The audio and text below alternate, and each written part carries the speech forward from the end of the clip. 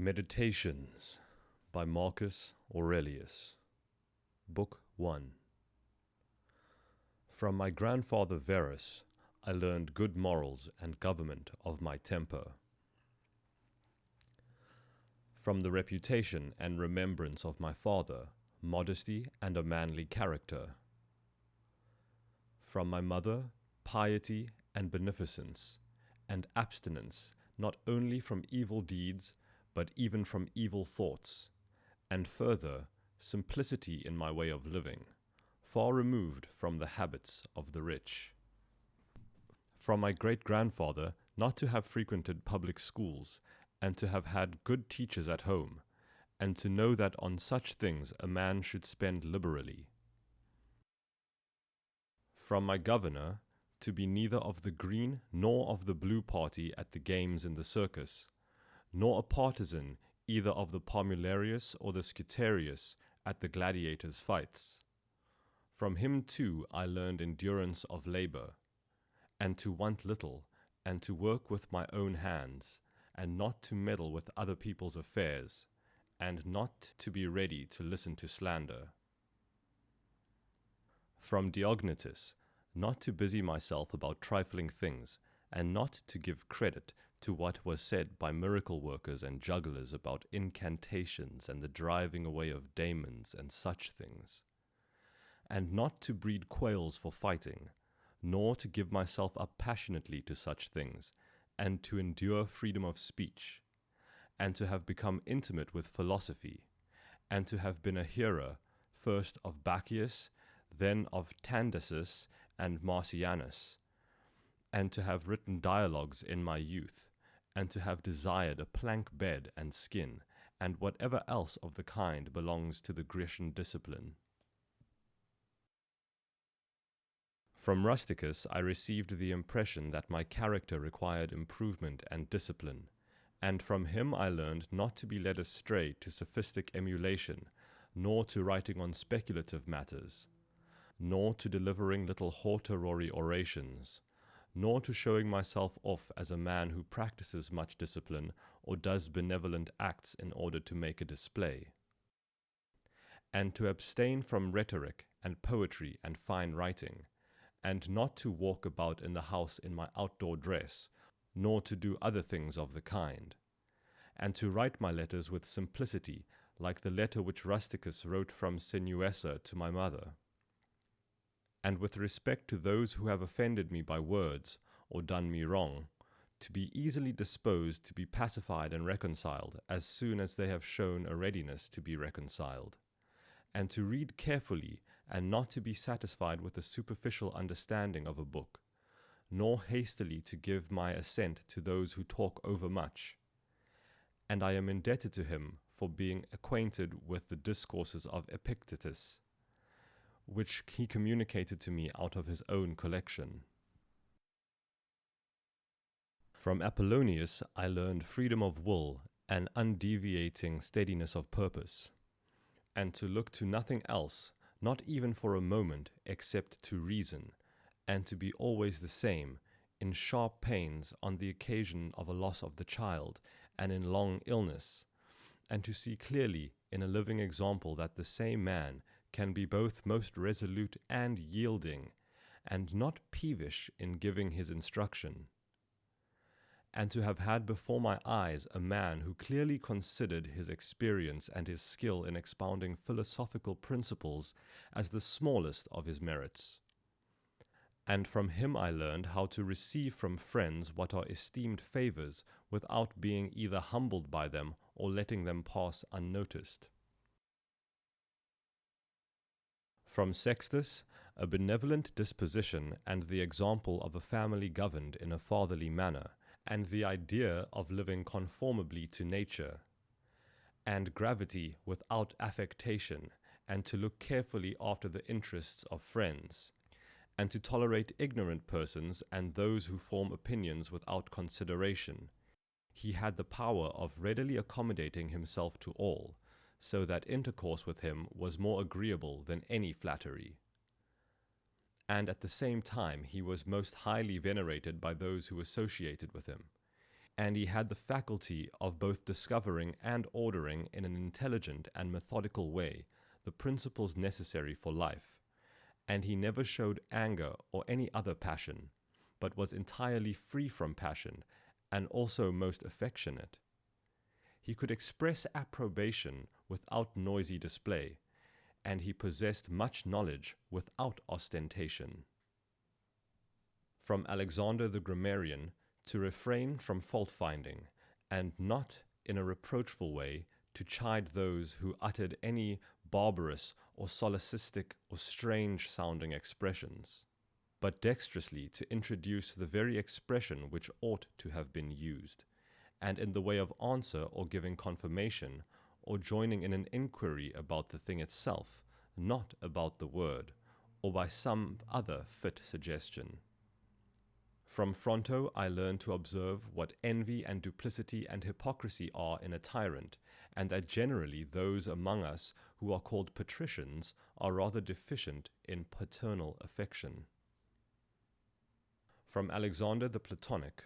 not frequently nor without necessity to say to anyone, or to write in a letter, that I have no leisure,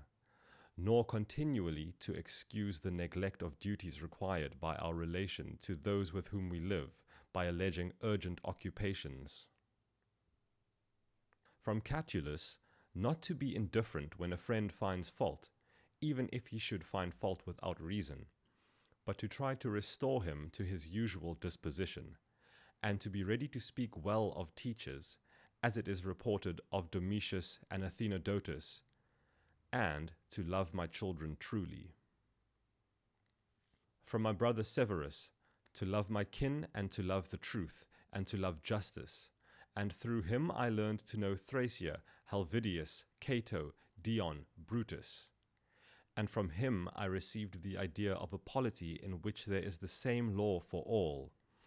a polity administered with regard to equal rights and equal freedom of speech, and the idea of a kingly government which respects most of all the freedom of the governed.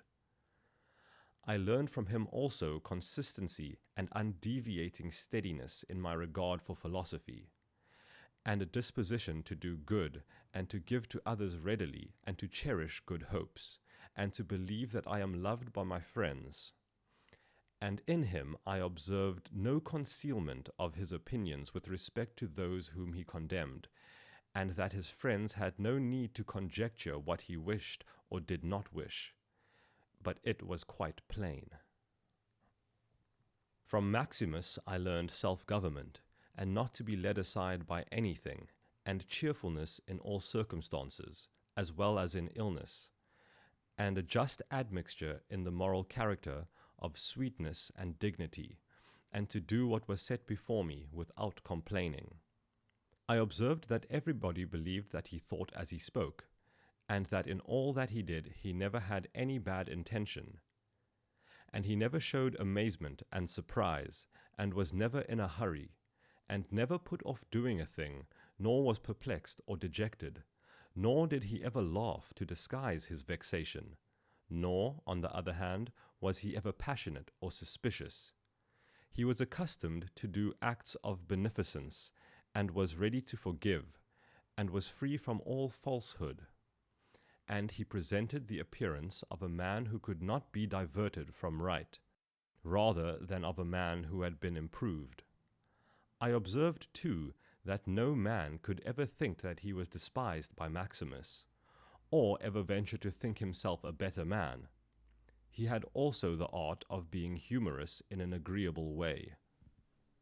In my father I observed mildness of temper and unchangeable resolution in the things which he had determined after due deliberation, and no vain glory in those things which men call honours, and a love of labour and perseverance, and a readiness to listen to those who had anything to propose for the common weal, and undeviating firmness in giving to every man according to his deserts, and knowledge derived from the expertise of the occasions for vigorous action and for remission. And I observed that he had overcome all passion for boys, and he considered himself no more than any other citizen. He released his friends from all obligation to sup with him, or to attend him of any necessity when he went abroad, and those who had failed to accompany him by reason of any urgent circumstances always found him the same. I observed too his habit of careful inquiry in all matters of deliberation, and his persistency, and that he never stopped his investigation through being satisfied with appearances which first present themselves, and that his disposition was to keep his friends, and not to be soon tired of them, nor yet to be extravagant in his affection, and to be satisfied on all occasions, and cheerful, and to foresee things a long way off, and to provide for the smallest without display, and to check immediately popular applause and all flattery, and to be ever watchful over the things which were necessary for the administration of the empire, and to be a good manager of the expenditure, and patiently to endure the blame which he got for such conduct. And he was neither superstitious with respect to the gods, nor did he court men by gifts, or by trying to please them, or by flattering the populace, but he showed sobriety in all things and firmness, and never any mean thoughts or action, nor love of novelty, and the things which conduce in any way to the commodity of life, and which fortune gives an abundant supply, he used without arrogance and without excusing himself, so that when he had them, he enjoyed them without affectation, and when he had them not, he did not want them. No one could ever say of him that he was either a sophist or a home-bred flippant slave or pedant, but everyone acknowledged him to be a man ripe, perfect, above flattery, able to manage his own and the other men's affairs. Besides this, he honored those who were true philosophers, and he did not reproach those who pretended to be philosophers, nor yet was he easily led by them. He was also easy in conversation, and he made himself agreeable without any offensive affectation. He took reasonable care of his body's health, not as one who was greatly attached to life, nor out of regard of personal appearance, nor yet in a careless way, but so that through his own attention he very seldom stood in need of the physician's art or of medicine or external applications. He was most ready to give without envy to those who possessed any particular faculty, such as that of eloquence or knowledge of the law or morals, or of anything else, and he gave them his help, that each might enjoy reputation according to his deserts, and he always acted conformably to the institutions of his country, without showing any affectation of doing so. Further, he was not fond of change, nor unsteady, but he loved to stay in the same place, and to employ himself about the same thing. And after his paroxysms of headache, he came immediately fresh and vigorous to his usual occupations. His secrets were not many, but very few and very rare, and these only about public matters. And he showed prudence and economy in the exhibition of public spectacles and the construction of public buildings, his donations to people, and in such things. For he was a man who looked to what ought to be done, not to the reputation which is got by a man's acts. He did not take the bath at unreasonable hours. He was not fond of building houses, nor curious about what he ate, nor about the texture and color of his clothes, nor about the beauty of his slaves. His dress came from Laurium, his villa on the coast, and from Lanuvium generally. We know how he behaved to the toll collector at Tusculum, who asked his pardon, and such was all his behavior. There was in him nothing harsh, nor implacable, nor violent, nor, as one may say, anything carried to the sweating point. But he examined all things severally, as if he had abundance of time, and without confusion, in an orderly way, vigorously and consistently. And that might be applied to him, which is recorded of Socrates, that he was able to both abstain from and to enjoy those things which many are too weak to abstain from, and cannot enjoy without excess.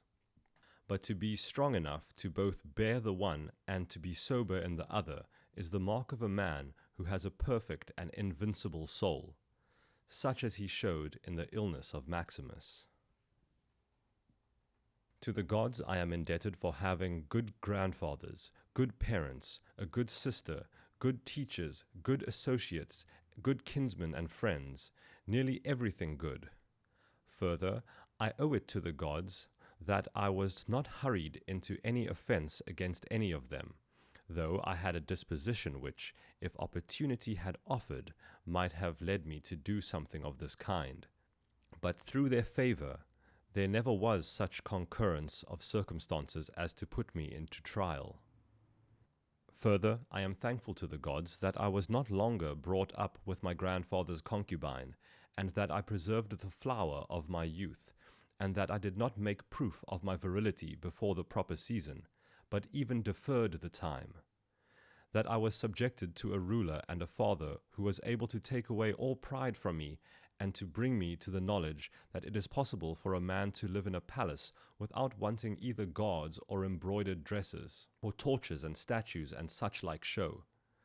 but that it is in such a man's power to bring himself very near to the fashion of a private person, without being, for this reason, either meaner in thought or remiss in action, with respect to the things which must be done for the public interest in a manner that befits a ruler. I thank the gods for giving me such a brother who was able to, by moral character, to rouse me to vigilance over myself, and who at the same time pleased me by his respect and affection. That my children have not been stupid nor deformed in body, that I did not make more proficiency in rhetoric, poetry, and other studies, in which I should perhaps have been completely engaged if I had seen that I was making progress in them. That I made haste to place those who brought me up in the station of honour, which they seemed to desire, without putting them off with hope of my doing it some other time after, because they were then still young. That I knew Apollonius, Rusticus, Maximus, that I received clear and frequent impressions about living according to nature, and what kind of life that is, so that so far as depended on the gods, and their gifts and help and inspiration, nothing hindered me from forthwith living according to nature, though I still fall short of it through my own fault, and through not observing the admonitions of the gods, and, I may almost say, their direct instructions. That my body was held out so long in such a kind of life, that I never touched either Benedicta or Theodotus, and that after having fallen into amatory passions, I was cured, and though I was often out of humour with Rusticus, I never did anything which I had occasion to repent. That though it was my mother's fate to die young, she spent the last years of her life with me. That whenever I wished to help a man in his need, or any other occasion, I was never told that I had not the means of doing it, and that to myself the same necessity never happened, to receive anything from another. That I have such a wife, so obedient and so affectionate and so simple, that I had abundance of good masters for my children, and that remedies have been shown to me by dreams, both others and against blood-spitting and giddiness, and that when I had an inclination to philosophy, I did not fall into the hands of any sophist, and that I did not waste my time on writers of histories, or in the resolution of syllogisms, or occupy myself about the investigation of appearances in the heavens. For all these things require the help of the gods and fortune. Among the Quadi of the Granua.